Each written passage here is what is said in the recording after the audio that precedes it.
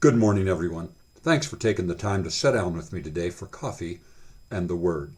That time, each day, that we examine a verse or two from God's Word, and then we seek to apply it to our lives so we can become a little more like Jesus today than we were yesterday.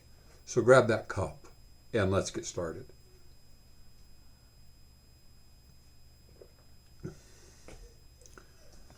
Today our thoughts are entitled, You Are Mine. Our verse is from 1 John chapter 5 and verse 20. Our lives are in the true one and in his Son, Jesus Christ.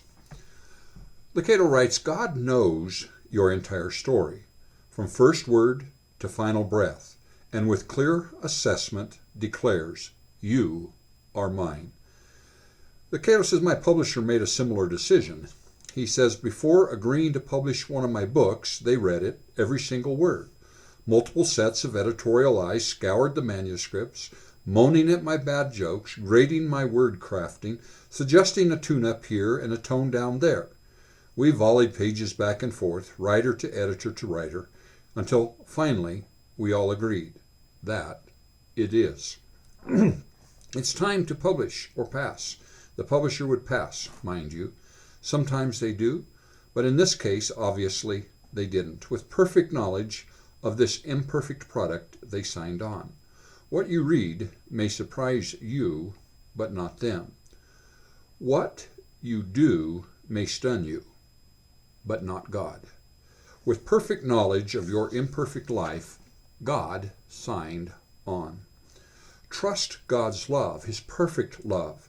Don't fear that he will discover your past. He already has. Don't fear disappointing him in the future. With perfect knowledge of the past and perfect vision of the future, he loves you perfectly. How often we put on a front for the rest of the world, hiding our imperfections and praying no one will discover the truth. It's a lonely and fearful way to be. So we reach for acceptance and connection. We search for love in people, places, and all the wrong things when, in fact, there's only one place we'll find it, God. When you're on the hunt for perfect love, remember what Paul writes in Romans chapter 5 and verse 8. God demonstrates his love toward us in that while we were yet sinners, Christ died for us. Be blessed and have a grace-filled day.